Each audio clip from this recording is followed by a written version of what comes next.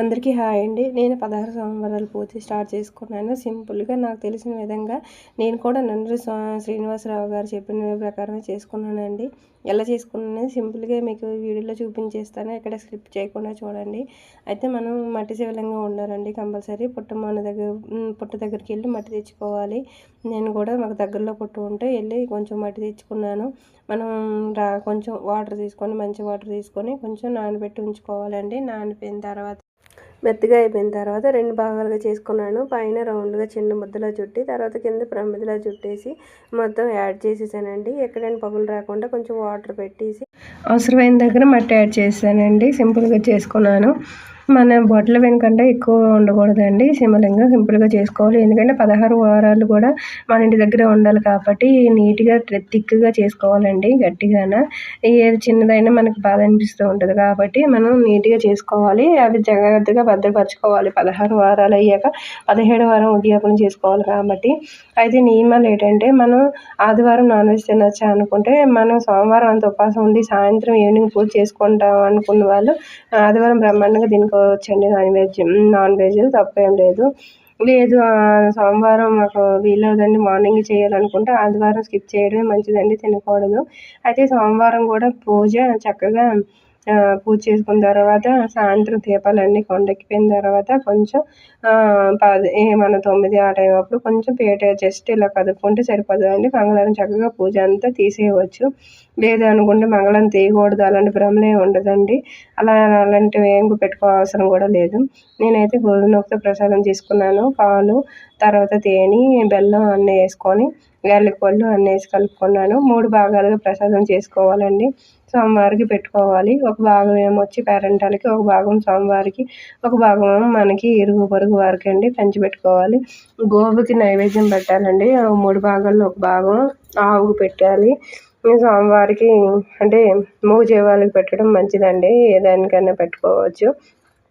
తర్వాత దీపాలు ధూపాలు కలశం ఆనవాయితీ ఉన్నాళ్ళు కలశం పెట్టుకోవచ్చు. లేదు అనుకుంటే నాలాగా ఒక మామిడి కొమ్మ పెట్టుకొని గంధం పుష్పం అక్షంతాలు అన్నీ వేసుకొని ఒక పువ్వు 3 రకాల పువ్వులు పెట్టుకోవచ్చు.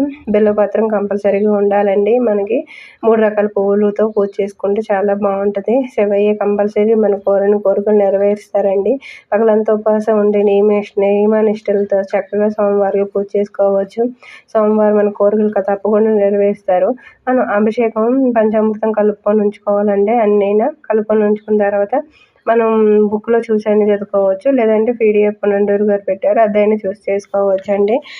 నేనైతే అభిషేకం అన్నీ గ్లాసులో కలుపుకొని పువ్వుతో చిలకరించుకున్నానండి. ఎందుకంటే మట్టి శివలింగం కాబట్టి కొంచెం కొంచెం అన్నీ చిలకరించుకోవచ్చు. బుక్లో ప్రకారం చక్కగా చేసుకోవచ్చు అండి. 3 రకాల ప్రసాదాలు 3 భాగాలు ప్రసాదం పెట్టాను చూసారు కదా. బిల్వపత్రాలు 3 రకాల పువ్వులు గణేశుడి పూజ ఉంటుంది. గణేశుడి పూజ కంపల్సరీ చేయాలి. నేతితో దీపాలు పెట్టుకోవాలి. కొబ్బరికాయ అరటిపళ్ళు అంతేనండి.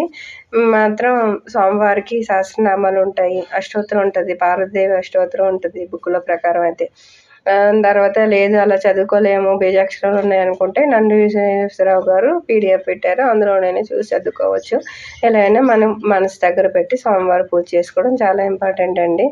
అయితే నేను ఇలాగే చేసుకున్నాను. మీకు ఏమైనా నచ్చితే మన ఛానల్ సపోర్ట్ చేసి లైక్ చేయండి.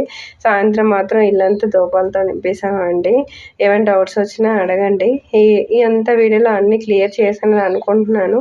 ఏమైనా డౌట్స్ వస్తే అడగచ్చు. నేను చెప్తాను కంపల్సరీగా. అయితే మనం నెక్స్ట్ డే పూజ కూడా ఎలా తీసుకోవాలనేది కూడా ఈ వీడియోలో మీకు చూపించానండి వివరంగాన. తాంబూలం ఒక జాకెట్ ముక్క దక్షిణ పువ్వులు పసుపు కుంకాలు 2 అరటిపళ్ళు కంపల్సరీ ముత్తైదుని పిలిచి ఏ వారం పూజ చేస్తే ఆ వారం ముత్తైదుకి ఇచ్చేయాలండి. ఎవరికో ఒకరికి పిలిచి తర్వాత వాళ్ళకి ఇచ్చిన తర్వాత మనం ప్రసాదం చేయలో కానీ ఎందులో కానీ ఉప్పు అనేది అసలు వాడకూడదు. నచ్చితే మనం చేసిన ప్రసాదం కొంచెం అయినా తినాలి. చక్కగా ఇరుగు పొరుగు వరకు పంచిపెట్టుకోవాలండి. ఇది ఇప్పుడు మీకు చూపిస్తున్నది నెక్స్ట్ డే అండి. మంగళవారం నేను అన్ని జాగ్రత్తగా చక్కగా స్వామివారిని మనం తొందరగా గాబరగా తీసేయకూడదండి. అన్నీ నెమ్మదిగా తీసుకోవాలి. స్వామివారి దగ్గర పువ్వులన్నీ అక్షంతలు అవన్నీ పిల్లల తలపైన మన తలపైన వేసుకుంటే చాలా అంటే చాలా మంచిదండి. తర్వాత గణేషుని మనం పసుపుతో చేస్తాం కదా, ఆ బొట్టు కూడా మనం పెట్టుకుంటే మంచిదండి. ఇప్పుడు కనకాంబరాలు అవన్నీ ఫ్రెష్గా ఉంటాయి కాబట్టి అవి మనం పెట్టుకోవచ్చండి. మిగతా అవన్నీ వాడిపోయాయి కాబట్టి అవన్నీ మనం గంగలో కలిపేసుకుంటే మంచిది.